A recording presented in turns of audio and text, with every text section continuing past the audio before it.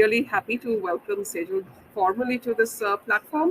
Sejal, we look forward to not only kind of having a lot of discussions with you, but also listening to some of the stories and your experience. And also, I think, like what I'm taking away from here, and there are, I think I can see on my screen some 226 people who have kind of, joined us online, and 8 of them are in the session itself. So with 300 people watching us, I think a lot of them are going to be youth, and inspirations for the youth, tips for the youth.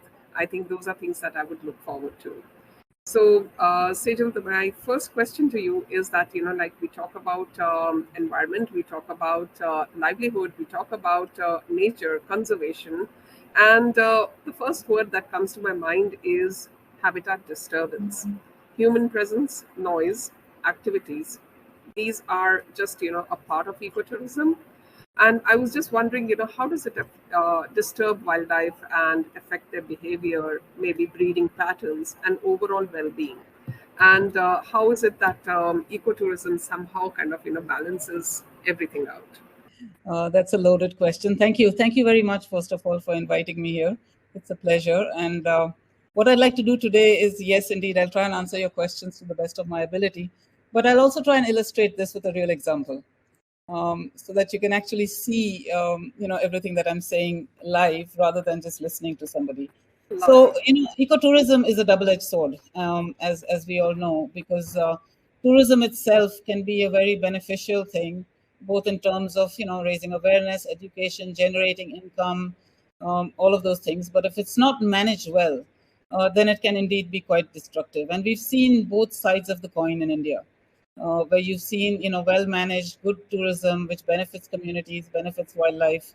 But we've also seen tourism go out of control and actually destroy habitats, ring fence many, many protected areas with resorts, with no planning and behavior of tourists also that is extremely distractive and disturbing for wildlife.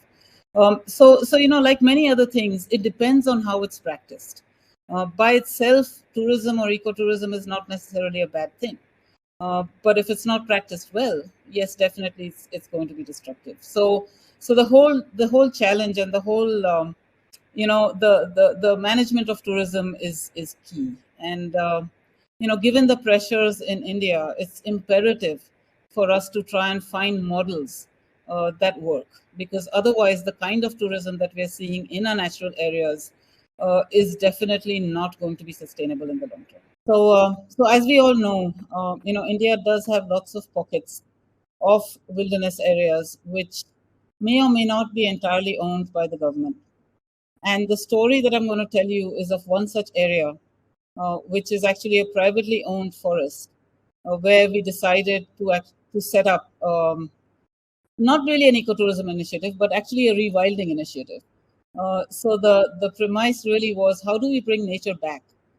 So in many places where we've either destroyed nature or degraded nature, we depend on the government to take the response and to find the solutions.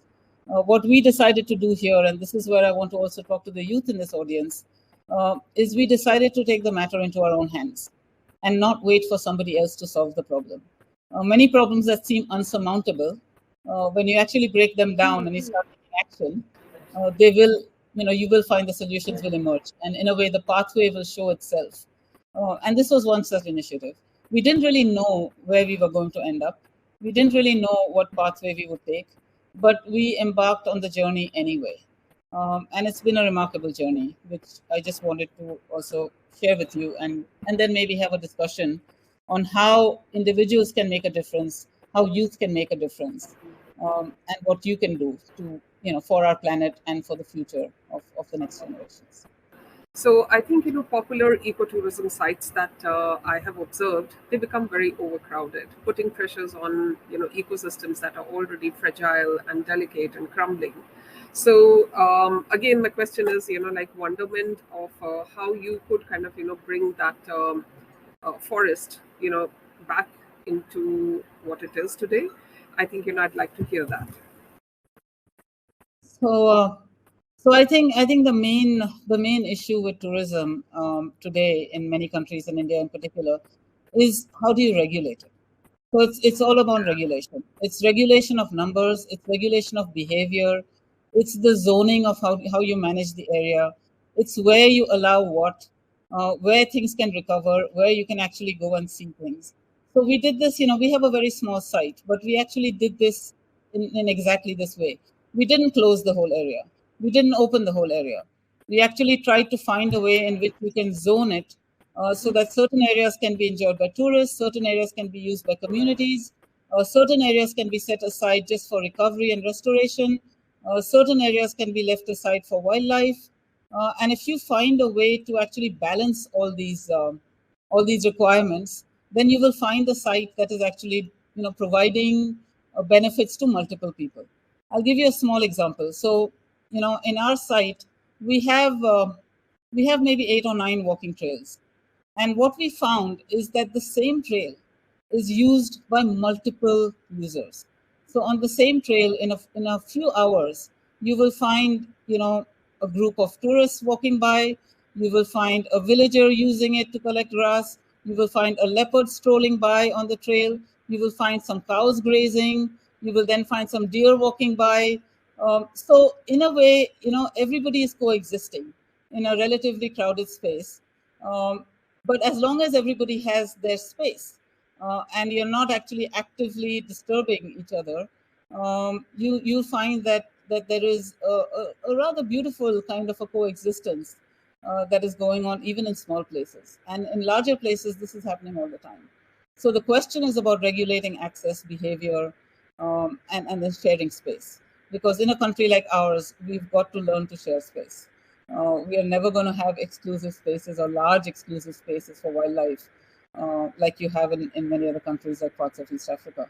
You are going to end up sharing space with wildlife, and we've got to find a way to manage that, which we've managed to do, and I'm sure we can do in other parts of the country as well. That's wonderful, Sejal. So nice to know. And I just wanted to kind of go back to one of the things that you said, that, inadequate regulation and weak enforcement. So if you could kind of, deep dive on that and say that what really is inadequate. I'm not from the area. I do not understand.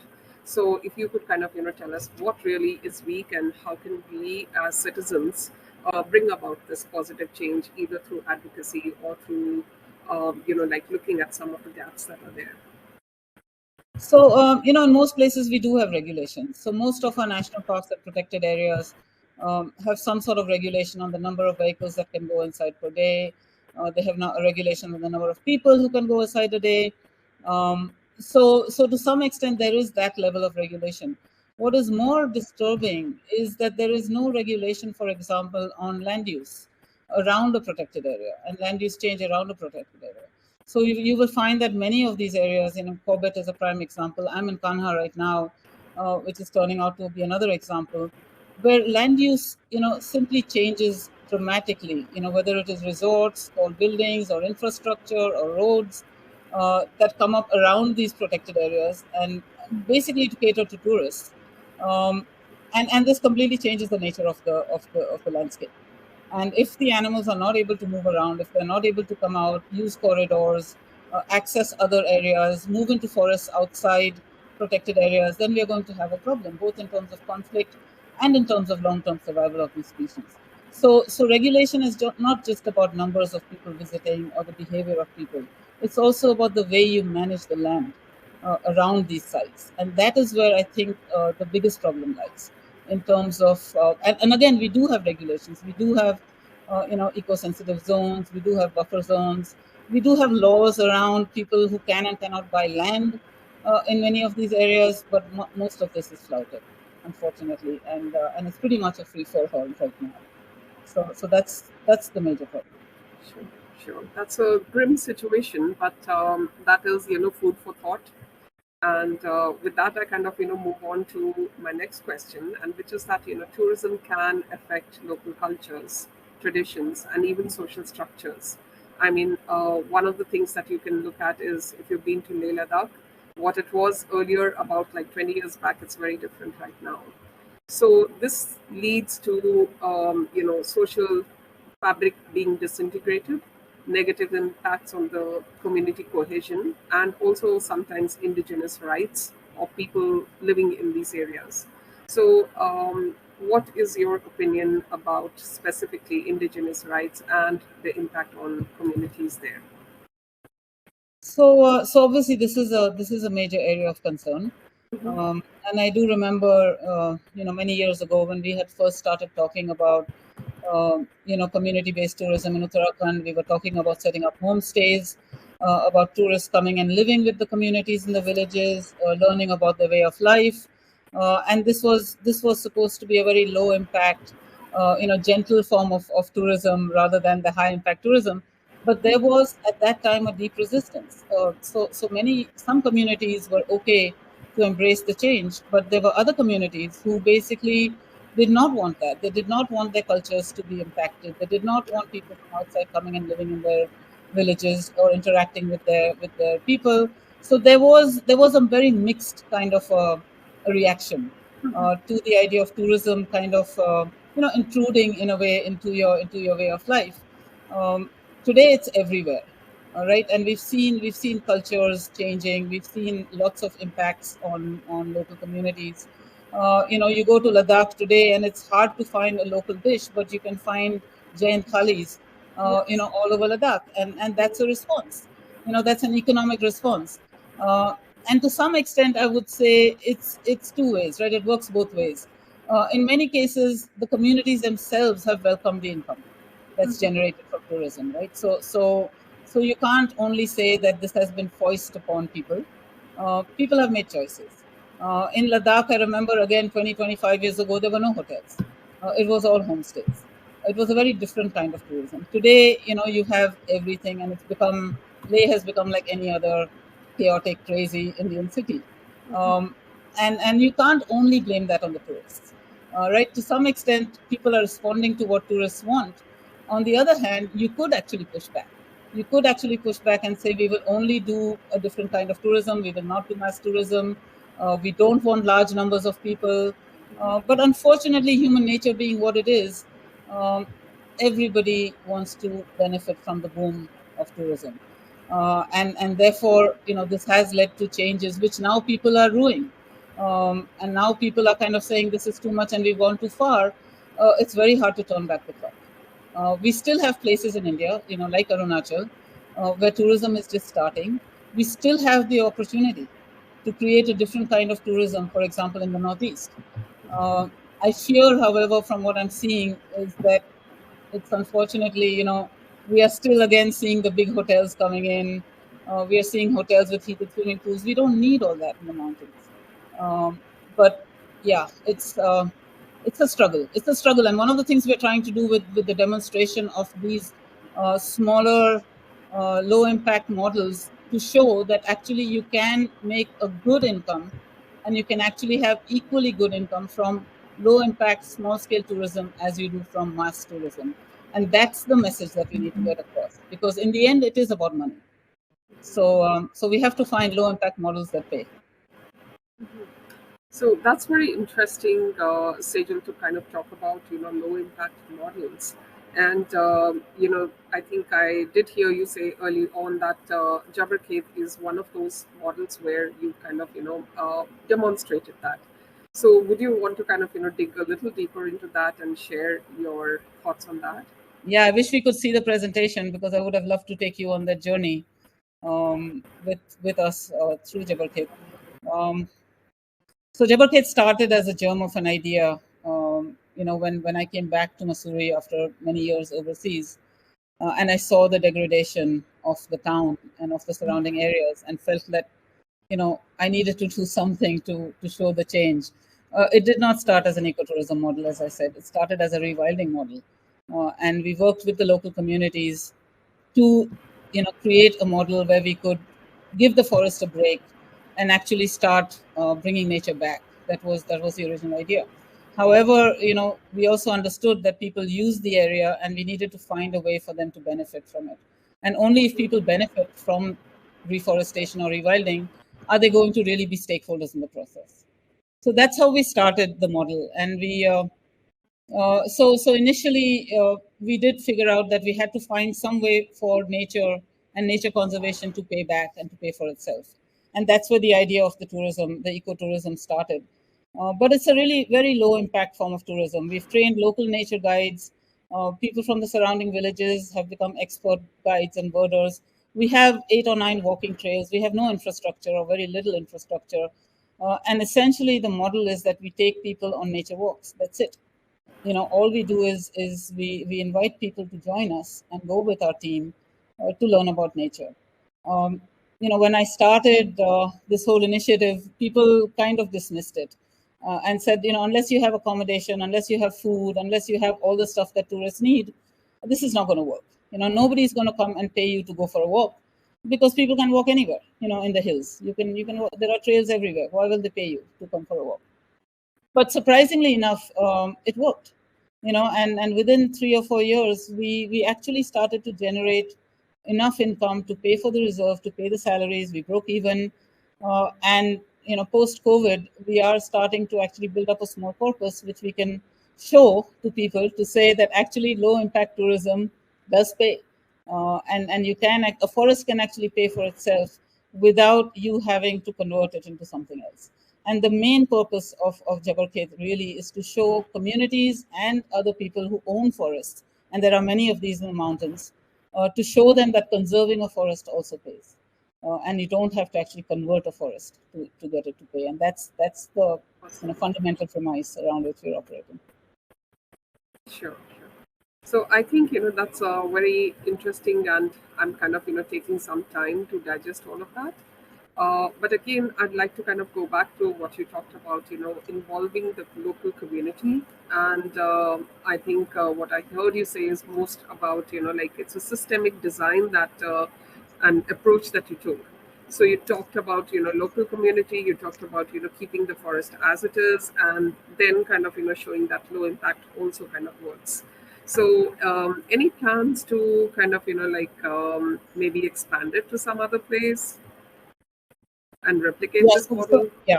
So that's very much the idea. The idea really is to just create a model which hopefully spreads. We've been over the years, over the last 2 or 3 years, we've kind of become more of a model and a training site, along with being an ecotourism site. So we've had all kinds of groups coming to learn about low-key, low-impact tourism. It's also a very low investment model, because we actually spend very little on infrastructure and things. Normally, when people think of tourism, even ecotourism, the first thing that comes to mind is infrastructure and costs and money. And we've actually proven that you can do it, without all of that. We've had, for example, the sarpanches from many villages in Uttarakhand, because Uttarakhand villages, for those of you who know Uttarakhand, most villages have a village forest, which is managed by the community. And so these communities are looking for something to do with their forests so that, they can generate better income from them. So they've been coming to see how they can actually, use the same model in their forests. Other people from other parts of the country have been coming to look at the model. We've been training even forest officers and various other people on what low impact and low cost tourism looks like. So yes, we very much want to spread the model, and the more people who do this and the more forest patches that are saved as a result of this, the better. So we're very excited to go to the next phase, which is about spreading the model. So absolutely, and I wish you all the best, Sejal, for that. And I'm really looking forward to you replicating this model. It's so nice to kind of see these pictures. It makes it all kind of come alive. But what I was also thinking is that while you were locally present over here, so you could kind of do this. But what happens if if you need to kind of move out of Uttarakhand? Does the government have any policies, any schemes that you can leverage? Yeah, so recently what has happened, and which is actually quite interesting and exciting, is that there's been a new category of protected areas that has been created globally called OECMs. They're called Other Effective Conservation Measures. So these protected areas cover all areas which are outside the purview of the government. So earlier it was only the government protected areas that were counted as legitimate in a way. But OECMs now provide a way for anybody, whether it's a community, whether it's a corporate, whether it's an individual, whether it's a group of people who have got together to actually do conservation and get recognition as a recognized OECM site. Jabarkhet is one of the 13 recognized OECM sites in India. There are 12 other similar sites which are completely outside the purview of the government, but which are being protected by different kinds of groups. So there is this opening, and I think the government is also keen to recognize more such areas. So there's a huge opportunity to sort of create a fresh network of these kinds of conservation areas. They may be small, they may be big. Everybody asks me, what is too small, what is too big, and my answer basically is nothing is too small. Especially in India, nothing is too small. Even if you have 2 acres or 5 acres or 10 acres, all of it is a habitat for something, and it's going to serve a purpose in the larger game of biodiversity conservation and climate change. So protect whatever you have in whatever way you can. Absolutely, Sejal. Sejal, that brings me to thinking about, like carrying capacity and management of visitors. I mean, you talked about, groups of people walking along a trail, and I could imagine a busy trail. But I'm sure that, there's a limit to which you can do that. And how do you calculate that? And how do you kind of, like think that, okay, this is the balance, I cannot go beyond that? Is there a scientific method of doing that? So yes, there are scientific methodologies of calculating carrying capacity, and people use different approaches to do it. We are very clear that we do not want to get overrun by visitors. In fact, there's no danger of that. We don't get that many visitors that we're going to be overrun. But we do have so for example, we don't take more than 30 people a day. And these are all walkers, right? So generally that's our limit in terms of the number of people. It's not based on any scientific premise, but it's based on the premise that when people come to walk in Jabarkhet, they're coming to experience the forest and solitude and nature, and they do not want to be running into multiple groups all the time. That's not what it's created for. So the minute we feel that groups are running into each other, some of the sites where we have created some small sit outs are getting overcrowded. We feel that that's too much. So we use our common sense to limit numbers. We don't use fancy science or anything, but it's just common sense that this is what people are coming for, and the minute that experience is compromised, you have too many people. So that's how we basically regulate numbers. We don't take large groups. We don't take corporate groups. We get asked all the time to take corporate groups. We don't even take large school groups because it's just not manageable. So our group size is usually individuals to a maximum of 5 or 6 people in a group, and that is the best experience with 1 or 2 guides who will take them through the forest. So that's how we manage it. Thanks for sharing that. That was a question sheerly out of curiosity, and I just didn't know how to do that. So I'm going to take this away from me from here. Now, what you also mentioned is that like you don't take large groups such as schools, corporates, etc. And somebody was kind of mentioning to me the example of Mount Everest becoming a very, very polluted place. And after that conversation, I went and kind of read about it, and I was shocked. How can we be so blind? I mean, lack of anything else to say, that how can we be so blind to the fact that we are playing with nature, and we are kind of building up maybe another Mount Everest of just garbage.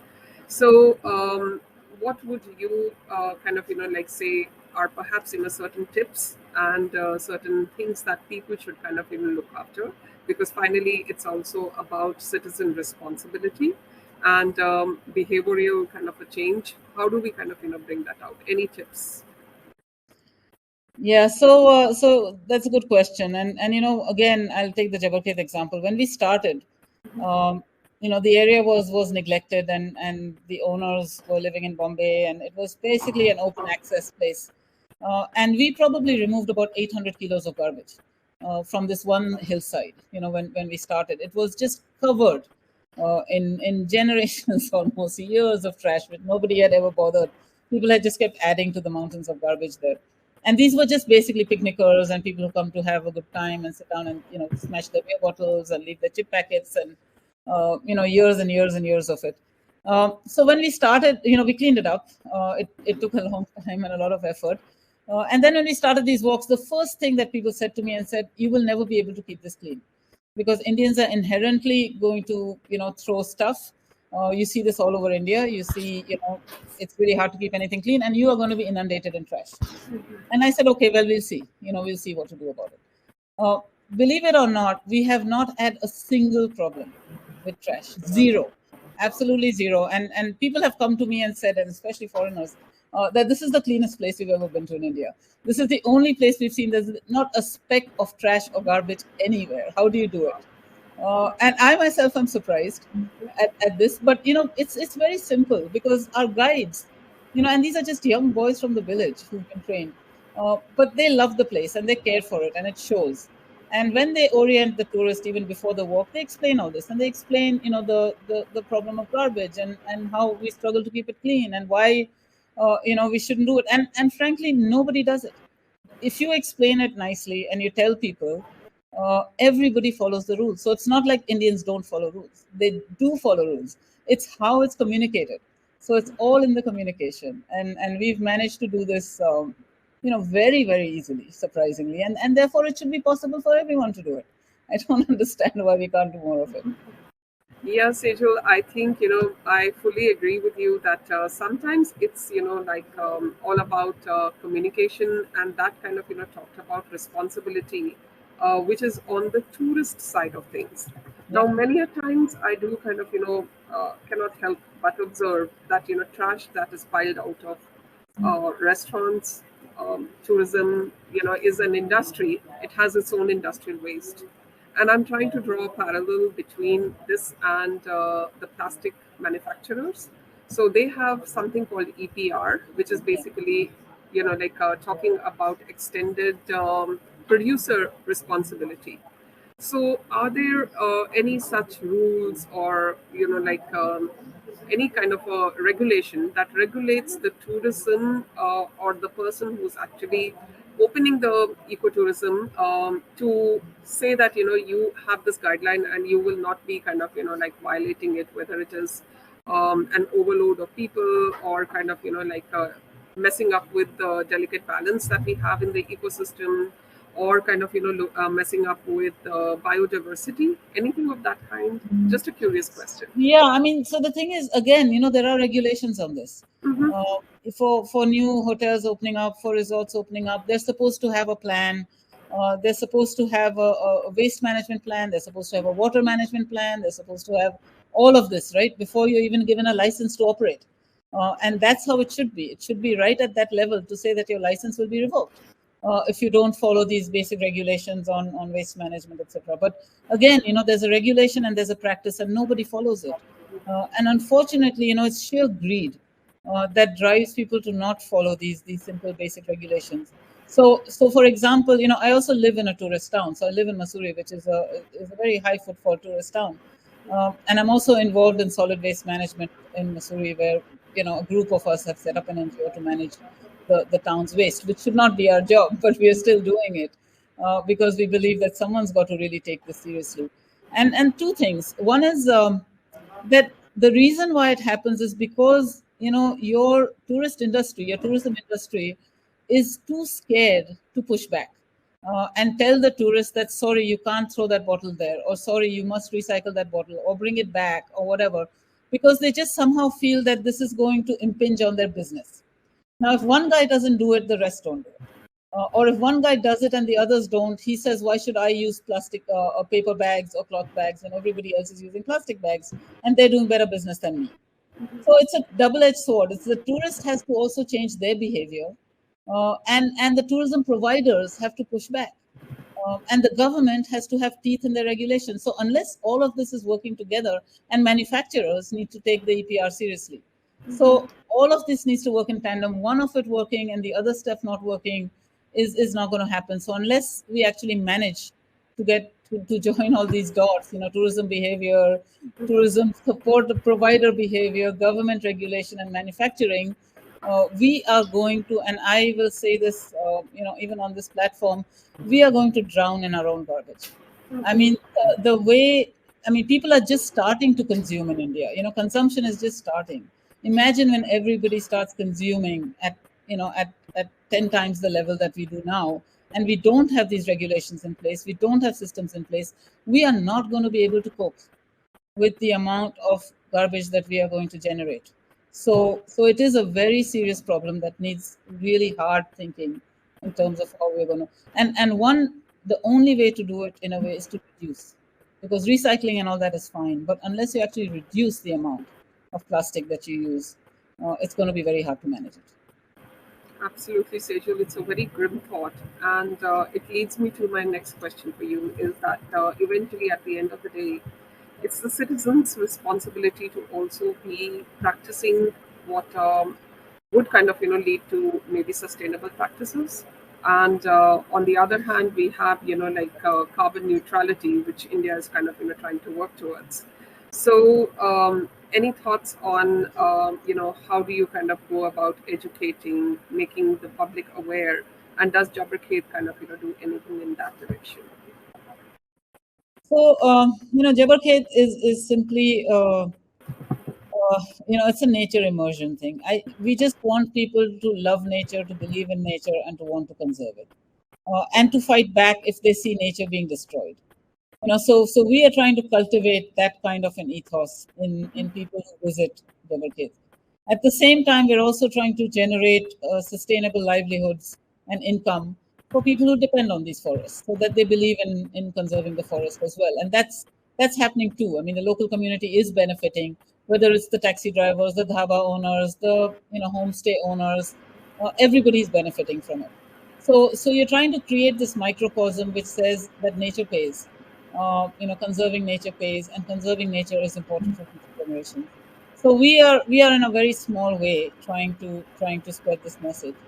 But on the larger scale of things, we need a paradigm shift.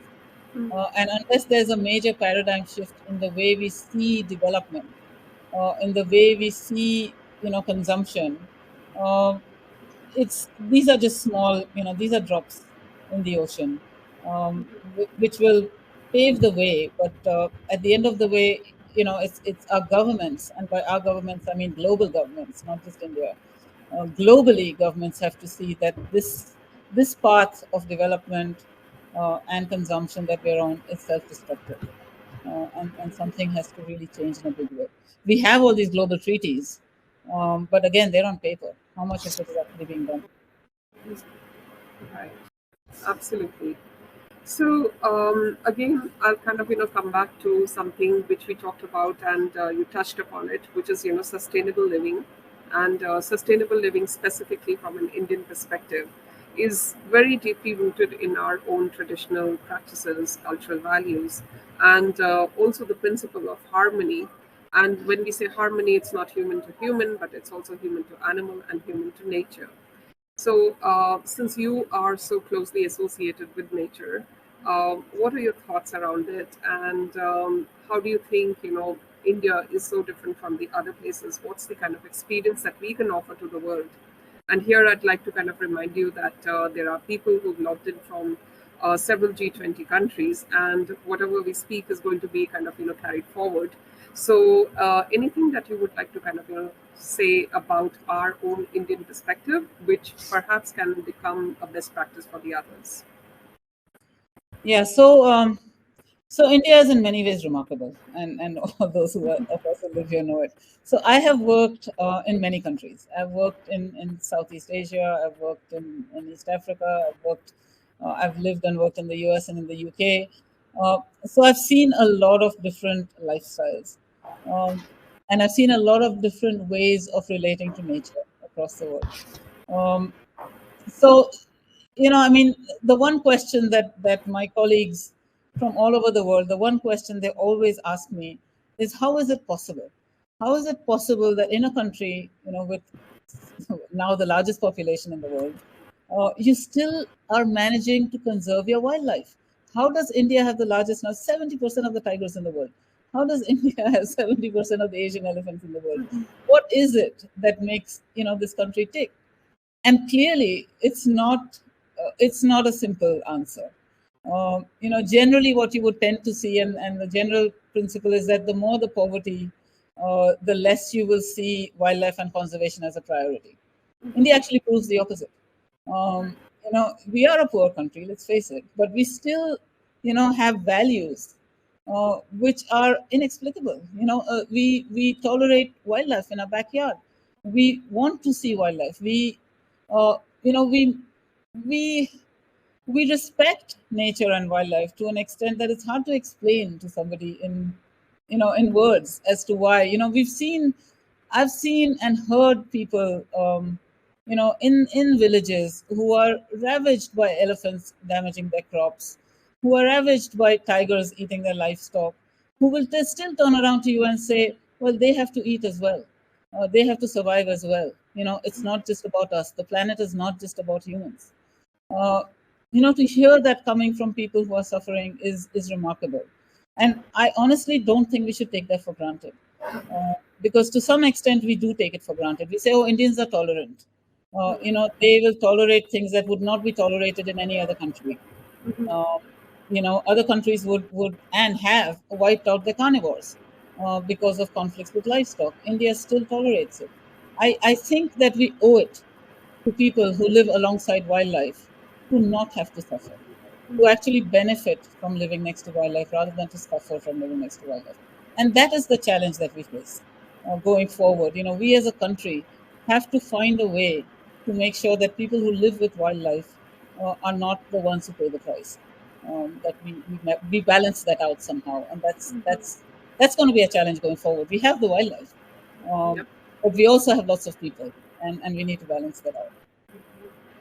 Yeah, I know examples of human beings and wildlife conflicting. Yeah, that can be very serious. And like you said, that imagine a farmer kind of losing out all his crop to maybe monkeys or elephants, like you said. And so there are measures that a lot of countries do kind of take to manage this, but I really haven't kind of come across anything which is kind of sustainable. You manage it, but you don't really kind of get rid of it. Would you like to kind of talk about it and see how we can, or is our practice very different from what happens in other countries, or are we kind of doing it wrong, or is it that we can replicate our models in such a way that it becomes sustainable, and it is something which is with low impact, and the animal human conflict somehow kind of minimizes. Yeah, so I'll be very honest with you. And again, having listened to people from all over the world telling us what to do and what not to do, I don't think any other country can teach India how to manage human wildlife conflict. I think our problem is our own. It's unique. It's on a scale that no other country is witnessing. So we have to find our own solutions. What we can do and what we can learn from is, how to make it more efficient, more transparent, more just. Some of those things we can certainly learn. But in terms of, the technology, the response, it's got to be our own, because our situation is so unique. We will have to find multiple ways to deal with conflict. One one one part of conflict is compensation, and that's always going to be there. Every country does it. You compensate people for the losses. If you want to have wildlife, then you've got to compensate the people who fairly and justly and swiftly, the people who are actually paying the price for it. In addition to that, we've got to then think of the longer term measures. Are we destroying corridors that animal move through? Are we destroying habitats that animal need? So they're having to come out and be more in conflict with people. I mean, it's actually quite. I find it very sad when I see these leopards and other wildlife trapped in urban areas, being chased by people, frightened to death. They're completely out of their habitat. They've gotten in there not because they want to, but because humanity is surrounding them. Urbanization is spreading into their areas. So we've got to figure out a way in which we can create this coexistence, a model of coexistence. It's not always going to be happy. Some animals will need to be eliminated. Some humans will suffer, but it's got to be on a scale that we are able to manage, and we're able to tell ourselves that we are doing the very best we can to deal with this problem. And it's not unsurmountable. I think we can manage it. I'm not at all pessimistic about this. This is a prize. This is a prize and a price that we are paying for conservation, and we've got Yes. to manage it, because otherwise all our efforts of conservation are to naught, if we don't Yeah, manage conservation. yeah, totally agree with you, Sejal. But I think when the prize and the price come together, it's kind of becomes unpalatable. So you don't know what to do with that. It's a mixed feeling, and it's a It's a mixed challenge. emotion to kind of go through. Yeah, absolutely. So again, kind of, like coming back to this conflict, what about the human aspect of it? I mean, like forests, of course, have animals, and animals have maybe those forest-dwelling animals also have humans that are kind of, like living on the periphery of the forest. But there are indigenous species of humans and tribes that actually also cohabit the entire forest area. Any kind of sustainable and like good case studies that you could kind of present over here for us to learn from on how to manage that part of it. Yeah, so people in India have been living in forests and with wildlife for millennia. And they have developed their own mechanisms of living with wildlife, of coping with wildlife, of hunting wildlife. All of these aspects are part of their lives. I think we are now, and there are examples. There are examples in many parts of India where you have people living inside forests, and these forests also have good, healthy populations of wildlife. On the other side, we also have examples of indigenous communities living in forests, and those forests actually being empty forests, where everything has been hunted out. Many parts of the Northeast are like that because there is a culture of hunting and eating bushmeat. Whereas in other parts of India, what we found also is where there isn't a culture of eating meat, you actually have, higher populations of ungulates, for example. So it's very mixed. Again, there's no single solution that we can say this is what's going to work here, because even within India, there are so many differences and disparities in the way communities live and relate to the forest. What we've got to do is we've got to understand better their priorities, their aspirations, their understanding of the forest, and figure out solutions with them rather than imposing and saying this is what it will be and this is banned and this is not allowed. Because the minute you do that, people find ways to circumvent it. But when you worked out the solutions together, it's much more likely that those solutions will sustain. And so that's what we need to start doing much more of. And we do have things like the Forest Rights Act, which has been enacted in India, which does allow indigenous communities to continue to live in forests, to own land in forests. And this is a huge opportunity for us to actually work out solutions together rather than being antagonistic, which is the case in many places right now. That's a lot to chew and to understand. Thanks, Yeah. Sejal, for sharing that. But I see a grain of truth in all that you said.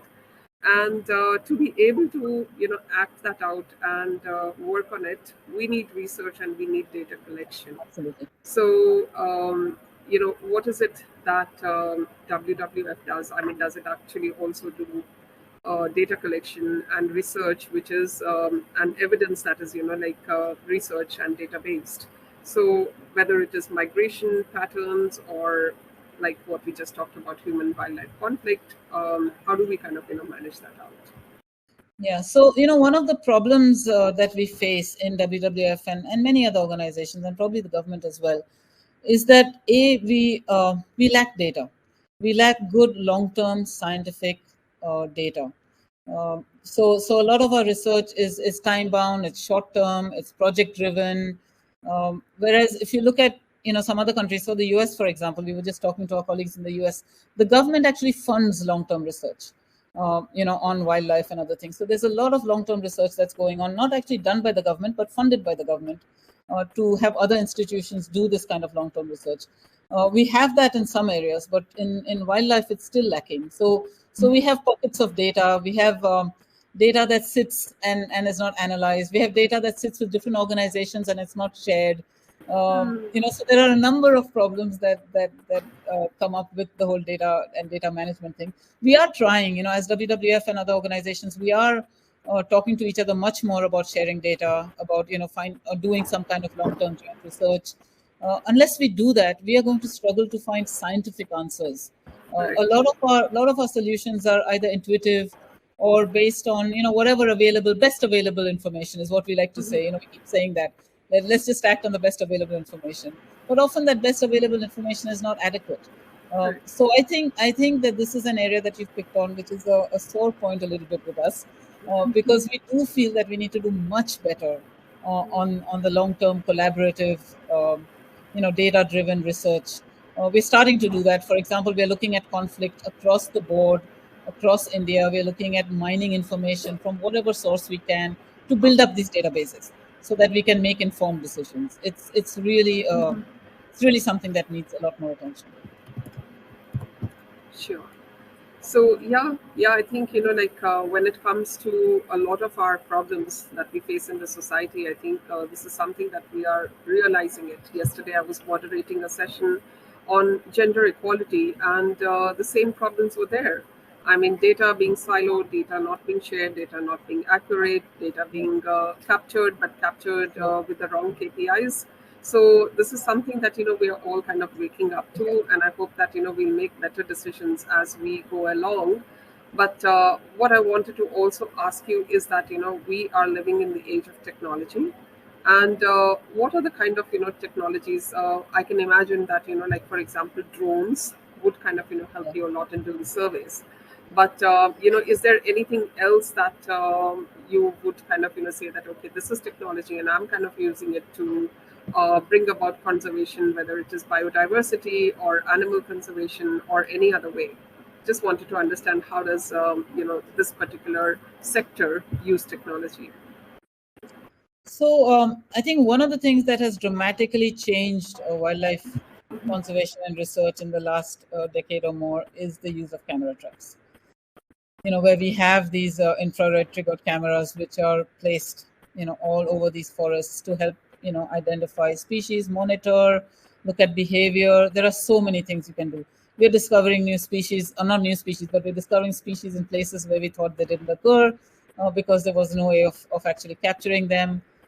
We are discovering all kinds of behavioral aspects about wildlife that we didn't know. And most importantly, we are able to monitor changes and trends on a scale that we were never able to do before. So camera traps have certainly changed, especially tiger conservation. They've changed tiger conservation dramatically. The other thing that also we're finding very, very useful is, of course, radio collars. There are mixed feelings. Some people don't like radio collars on animals. But if you're a researcher, then it is an invaluable mine of information. And we are again discovering remarkable things about animals just from these satellite collars. Just as an example is tigers again. What we've discovered is that tigers are actually able to manipulate and work through and walk and live in human-dominated landscapes far more than we had thought. So we are finding these collared tigers moving all over the place, into villages, into agricultural fields, even into small towns, crossing highways, making their way through this completely human-dominated landscape without ever being detected, because they figured out a way to live with humans. And if we didn't have these collars, we would never know what they're up to and how they're behaving and what's going on with these animals. Of course, now we're using artificial intelligence. We're looking at various other features. Drones are important, but we're also using things like, so for example, with river dolphins, we are using something called pingers, which emit a sound because dolphins get entangled in nets. And if you have these pingers on the nets, then the signal will go out and the dolphin will avoid the nets and therefore not get caught in it. So there's technology and there's technology, which is constantly evolving and adapting. We as WWF, we are testing out a lot of this to say which one works and which doesn't work and how it can be used. But it's a fascinating new area. It's a whole new world that's opening up in terms of what we call technology for wildlife. Absolutely. Thanks, Sejal, for sharing that example of the dolphins. I think that was really interesting. And I really wish that we had a lot more time to kind of, go on. I could kind of, go on chatting with you forever. But very interesting, very diverse. And thanks for bringing all the experience that you have to this table to inspire us, to make us kind of, understand what it really means and where the challenges are, where the policy is going, or where the gaps are. And we really wish you and Jabarkhet a very, very long, sustainable existence, and really hope that the people who are watching us, specifically the youth, get inspired by such stories, and will be able to kind of replicate, reach out to you, and just seek your advice on everything. Pleasure. Thanks. Thank you, and thank you for being such a good host and asking such good questions. We have a question from an attendee also, and somebody's asking what are the key factors contributing to climate change, and how does that impact the wildlife? Oh, that's a huge question, and I mean, No, I climate change, know of it's a course, we huge all know is question. greenhouse gas emissions that contribute to climate change, and it's a combination of many things. It's carbon emissions, it's deforestation. It's basically it's human induced. Let's put it that way. And most human behavior, whether it's transportation and emissions from vehicles, it all contributes to climate change, right? And now it is kind of irrefutable that climate change is a fact. And this last year, what the world has seen globally, all over the world, from Canada to Australia to the US to India to wherever you go, the impacts are so evident and so visible that there is no way that we as humanity can ignore climate change and pretend that it's not happening and attribute this to other factors. It is human induced, and we need to change those behaviors and reduce emissions. That's a fact. How we do it is the That's a challenge. fact. Absolutely. And I have Ajibola Shikoni. Ajibola Shikoni has kind of left a comment, and the comment is to say that over time, wealthy countries from the global north have been responsible for a majority of emissions that cause the climate change. Yes, it is. But with so many issues to consider, what would be the focus of COP27 in this regard, and to specifically climate justice and the global south? So, as we know, this is $1 million negotiation question, which has come up at every climate negotiation and often has held up the negotiations because, of this whole issue of climate justice and differentiated responses and who was responsible for the emissions and who should therefore pay the price. These conversations have been going on and on. And while it is irrefutable and undeniable that the global north has contributed much more to climate change and therefore should bear the brunt of mitigating climate change, we also cannot absolve responsibility of developing countries. We also need to think about the development trajectories that we are taking. And let's try and get away from this principle of saying, well, they did it, so we'll do it, and we will then clean up the act later, because it's a different world. We don't have the space today to do the same kind of carbon-based development and then clean up our act. We've got to be smart, and we've got to find development pathways that work for us, that work for the global south, but not necessarily emulate and replicate the mistakes that were made by the north. I think we need to step away from that argument, because otherwise it's a no-win argument. So, Sejal, thank you for patiently kind of taking up these questions from the audience as well. I've got a couple more, which I think I can mail Sure. it to you. There are two of them. Perhaps you can kind of just drop us an email, and we'll be able to work with Sejal and get back to you. So thank you, Sejal, once again, and wishing everyone over here a very good morning, afternoon, evening, wherever you are. So thank you so much for joining this session, and it was a wonderful, scintillating conversation with Sejal Worah. Sejal Worah is the Program Director, India of WWF, and runs ecotourism entity which is called Jabarkhet in Missouri. Thank you, Thank you. Sejal. Bye-bye.